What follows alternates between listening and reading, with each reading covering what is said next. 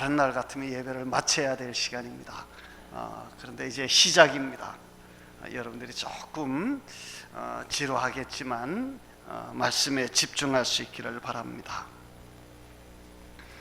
여러분들 시골에서 하늘에 반짝이는 별을 쳐다보신 적이 있으십니까? 제가 어렸을 때 시골 마당에서 이렇게 하늘을 쳐다보았을 때 하늘은 정말로 빈틈이 없이 별이 총총총총 빛났습니다. 그야말로 정말 빈틈없이 별이 많았었는데 어느 순간 이 전기불이 들어오면서부터 우리는 하늘의 별을 쳐다보지 못하고 사는 그런 사람들이 되어버렸습니다. 옛날입니다. 지금부터 수천 년 전 정말 별이 빛나던 어느 날 밤이었습니다. 어떤 늙은 아버지 한 분이 정말 무거운 마음으로 그 밤하늘에 별을 쳐다보고 있었습니다. 하늘 가득 정말 별은 총총 빛나는데 그의 마음은 전혀 기쁘지 않았고 마음은 온통 무거운 큰 돌을 얹어 놓은 것처럼 마음이 무거웠습니다. 내 사랑하는 독자 이삭을 데리고 모리아 산으로 가서 내가 내게 일러준 그 산 거기서 그를 번제로 드려라 라고 하는 하나님의 명령을 받은 아브라함이었기 때문입니다. 아브라함은 하나님으로부터 그 말씀을 받고 하늘의 별을 쳐다보았습니다. 얼마나 마음이 무거웠을까요? 그래도 그는 아무 말도 하지 못하고 그 밤을 거의 뜬 눈으로 새우고 아침에 날이 밝자마자 그는 짐을 꾸렸습니다. 나귀에게 장작을 지우고 그리고 아들의 손을 잡고 얘야 우리 좀 어디 좀 가자. 그리고 아들의 손을 이끌고 아버지가 집을 나섭니다. 하루 종일 걸어서 저녁 때가 되었습니다. 아버지와 아들은 아마 어느 길에서 노숙을 했을지 아니면 허름한 집을 찾아갔을는지는 모르지만 그 밤에도 역시 하늘의 별은 빛이 났을 것입니다. 그 별빛을 바라보는 아버지의 마음은 어떠했을까요? 그리고 그 다음날 다시 날이 밝았습니다. 또다시 길을 떠납니다. 또다시 밤이 되었습니다. 또다시 하늘의 별은 빛나는데 아브라함은 아들에게 지금 자기가 왜 어디로 가고 있는지조차 말할 수가 없었습니다. 그 아버지 아브라함 여러분들이 너무나도 잘 압니다. 그는 어느 날 밤 하나님의 부름을 받았습니다. 하나님이 아브라함을 데리고 밖으로 나가더니 아브라함아 너 저 하늘의 별을 한번 쳐다봐라 말씀을 하십니다. 그러면서 하나님이 말씀합니다. 아브라함아 내 후손이 저 하늘의 별처럼 해변의 모래처럼 많아지게 할 것이다. 하나님의 그 약속만 믿고 아브라함은 하나님을 따라 길을 나섰습니다. 그런데 여러분 1년, 2년, 3년, 5년, 10년, 20년이 되어도 도무지 아무런 소식이 없습니다. 여종 하갈을 통하여 아들을 얻은 적이 있지만 하나님께서는 그 아들은 너에게 약속의 후손이 아니라고 말씀합니다. 아브라함이 25년째가 되는 100세가 될 무렵입니다. 하나님께서 아브라함에게 말씀합니다. 내가 아들을 낳을 것이다. 아브라함도 그의 아내 사라도 속으로 웃었습니다. 하나님, 이제 나는 다 끝났습니다. 제 아내도 지금 자녀를 낳을 그런 몸이 아닙니다. 근데 뭐 이제 와서 아들이라고요? 그랬었는데 기적같이 정말 아내가 임신을 했고 아이를 낳았습니다. 얼마나 좋았는지 아브라함이 입이 막 찢어질 정도로 막 웃음이, 그냥 가만히 있어도 실실 웃음이 나는 거예요. 그 아들 이름을 이삭이라고 지었습니다. 이삭이라고 하는 말이 무슨 뜻인지 아시잖아요. 웃음이라는 뜻입니다. 웃음. 아브라함은 그 아들 때문에 웃었습니다. 그 아들 때문에 너무 좋았습니다. 그 아들만 바라보면 세상을 다 얻은 것 같았습니다. 그런데 하나님께서 어느 날 그 아들을 모리아산에 데리고 가서 번제로 바치라고 정말 청천벽력 같은 명령을 하십니다. 그리고 지금 아브라함은 그 아들을 데리고 모리아산으로 지금 가고 있습니다. 밤하늘의 별은 정말 총총 빛나는데 저 하늘의 별과 같이 내 후손이 많게 하리라고 하나님이 약속은 하셨는데, 그런데 지금 자기에게 하나밖에 없는 이 아들을 번제로 바치라고, 그러면 도대체 내 후손이 하늘의 별같이 많아질 거라고 그러는데 그 약속은 하나님 도대체 언제 이루려고, 어떻게 이루시려고 하나님 이러십니까? 아브라함의 마음속에 정말 한 번도 그런 번민이 없었을까요? 아브라함은 하나님의 명령 받고 3일 길을 걸어서 모리아산까지 가면서 한 번도 마음이 흔들리지 아니하고, 아이 하나님이 명령하셨으니까 까짓 그 아들 갖다 바치지 뭐, 그리고 갔을까요? 수도 없는 번민과 갈등이 그의 마음을 힘들게 했으리라고 생각합니다. 야, 이거 지금 내가 하는 게 이게 맞을까? 뒤돌아갈까? 이 아들 죽이면 그 다음에 어떻게 되지? 차라리 하나님 나보고 죽으라지, 나보고.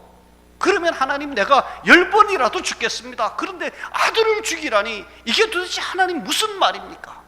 아마 아브라함은요 속으로 통곡을 했을 것이고 가슴에 피가 흘렀을 것이라고 생각을 합니다. 여러분, 그런데 말이죠, 이 아들을 바치려고 했던 그 아버지의 마음, 그 마음이 그렇게 힘들었다면 자기 아들이 이 세상에 가면 어떻게 죽어야 할지를 뻔히 알고 있는 우리 하나님 아버지가 하나밖에 없는 독생자를 이 땅에 내려보내시는 이 성탄절은 과연 하나님의 마음을 얼마나 아프게 했을까요? 하나님은 예수님을 이 땅에 보내시면서 하나님의 마음은 어떠했을까? 아브라함같이 우리 하나님도 마음이 아프셨을까? 아니면 하나님은 아이고 할렐루야 뭐 가면 뭐 그냥 그거 갔다가 죽고 그리고 부활해서 3일 만에 다시 저게 부활할 것이고 얼마 있지 않으면 다시 하늘나라로 올 텐데 까짓거 뭐 우리 하나님의 마음이 그랬을까요? 우리 하나님의 마음은 아마 무너졌을 것이라고 생각합니다. 성탄절 반짝이는 하늘의 별은, 그래서 우리는 하나님의 눈물이지 않았을까? 하나님의 눈물이지 않았을까? 그런 생각을 해보게 되어집니다. 아브라함이 아들을 데리고 모리아산에 갔습니다. 그리고 그를 제단에 위에 올려놓고 나무더미를 쌓고 그리고 칼을 들어서 그 아들을 잡으려고 합니다. 그래, 하나님이 말씀하셨으니까 나는 순종하는 것밖에 없다. 해야지. 그 칼을 들고 정말 아들을 향하여 내리치려고 칼을 뽑아 들었을 때 그 정말 아브라함의 마음을 여러분들 이해할 수 있을 것 같습니까? 예수님이 이 세상에 오셨습니다. 그리고 예수님이 십자가를 지실 때가 되었습니다. 로마의 군병들에게, 대제사장들의 군병들에게 붙잡혀 가서 예수님은 밤이 새도록 채찍에 맞아서 온몸이 갈기갈기 찢어졌습니다. 그리고 그 다음날 그 무거운 십자가를 지고 가시다가 쓰러지고 또 쓰러지면서 골고다 산상에 오르셨습니다. 그 찢어진 몸, 팔과 발목에 못이 박히고 가시면류관을 쓴 채 십자가에 달리셨을 때 우리 하나님은 하늘에서 차마 그것을 내려다 볼 수 없어서 얼굴을 외면했다. 차마 내려다 볼 수가 없어서. 그래서 예수님께서는 엘리 엘리 라마 사박다니, 엘리 엘리 라마 사박다니, 나의 하나님 나의 하나님 어찌하여 나를 버리시나이까 절규하던 모습을 우리는 기억합니다. 여러분, 우리는 성탄절을 마냥 기쁜 날이라고, 즐거운 날이라고, 우리를 위해서 주님이 오셔서 우리를 구원해 주셨다고 우리가 한우성을 지르고 우리가 기뻐하지만, 그러나 하나님의 이 아팠던 마음을 우리가 한 번쯤은 생각해 보았으면 좋겠습니다. 성도 여러분, 지금 제가 많은 이야기를 해서 무슨 소용이 있겠습니까? 아브라함은 모리아 산에서 아들을 내어놓았습니다.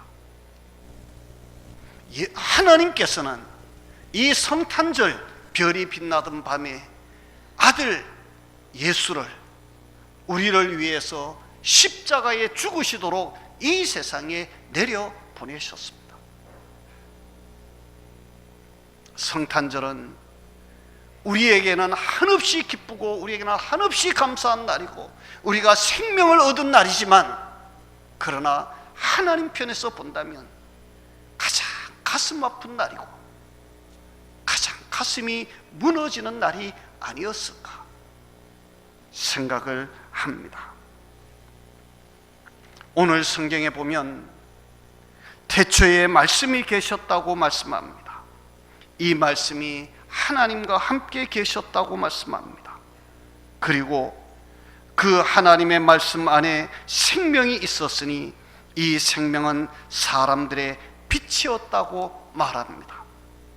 그리고 그 빛이 이 세상에 왔으나 세상은 이 빛을 깨닫지도 못했고 받아들이지도 못했다라고 이야기합니다. 요한복음에서 말하는 이 빛은 무슨 빛이었을까? 제가 우리 어린 아이들이 있어서 많은 이야기를 할 수가 없을 것 같습니다. 왜냐하면 많은 이야기 해야 이게 도무지 이해가 되어질 이야기가 아닌 것 같아서 말이죠. 창세기에 나타나는 빛은 이 세상이 지어진 다음에 이 세상의 어둠을 밝히는 빛이라면, 지금 요한복음에서 말하는 빛은 원인을 만들기 위한 근원의 빛입니다. 곧 생명의 빛이라고 하는 것입니다. 이 세상을 지으시기 위하여 오신 빛이라고 하는 것입니다. 예수님은 바로 이 세상에 생명을 주시기 위하여 오신 빛, 곧 생명의 빛, 참 빛으로 이 세상에 오셨다라고 오늘 우리 성경은 이야기를 합니다. 무슨 말씀입니까? 오늘 저와 여러분들은 살아있으나 사실은 산 자가 아니라 우리는 죽은 자였습니다. 살아있는데 죽은 자예요. 사대 교회 성도들을 보고 예수님이 그러시죠. 사대 교회 성도들은 산자 같으나 실상은 뭐라고요? 죽은 자라. 스스로는 살았다고 이야기하는데 하나님이 보실 때에는 영원한 멸망으로 빠져들어갈 수밖에 없는 죽은 자라고 하는 것입니다. 우리가 다 그런 사람들이었습니다. 그런데 그런 우리에게 생명의 빛을 비추어 주어서 우리로 하여금 거듭나게 하고 우리로 하여금 다시 회복하여 하나님의 나라 백성 되게 하시기 위하여 누가 오셨다고요? 그렇게 하기 위하여 예수님이 이 세상에 오신 것입니다. 그래서 예수님은 생명의 빛으로, 참빛으로 이 세상에 오셔서 우리의 어두운 마음을 밝히 비추어 주셨고, 우리의 마음이 밝아지니까, 우리의 마음속이 환해지니까 지금까지 전혀 보지 못했던, 지금까지 깨닫지 못했던 예수 그리스도를 우리가 주로 고백하고 주로 시인하고 우리 하나님께 나아가는 이 구원의 길이 무엇인지를 깨닫게 되었다. 그래서 예수님께서 이 세상에 오신 이 성탄이야말로 우리의 죽었던 영혼이 다시 살아나는, 우리의 잠자던 영혼이, 우리의 캄캄한 어둠에 있던 우리의 영혼이 다시 빛을 보고 앞으로 나아갈 수 있게 하시기 위하여 하나님이 이 세상에 오신 날이 바로 이 성탄절이다. 저와 여러분, 이 성탄의 기쁨이 여러분 모두에게 있으시기 바랍니다. 우리가 눈을 떠서 하늘의 별을 바라볼 때마다, 저는 이 별을 바라볼 때마다 그런 생각을 참 많이 해요. 아브라함에게 하나님이 나타나서, 아브라함아, 너 저 하늘의 별 좀 봐. 예, 하나님, 내 후손이 저 하늘의 별같이 많아질 거야. 얼마나 좋았을까요? 아브라함이 하란을 떠날 때 나이가 75세였으니까 그때까지 자식 하나 없었는데 하늘의 별 같은 자손을 주겠다고 그랬으니까 아브라함이 막 얼마나 흥분되었겠을까요? 길을 떠났는데,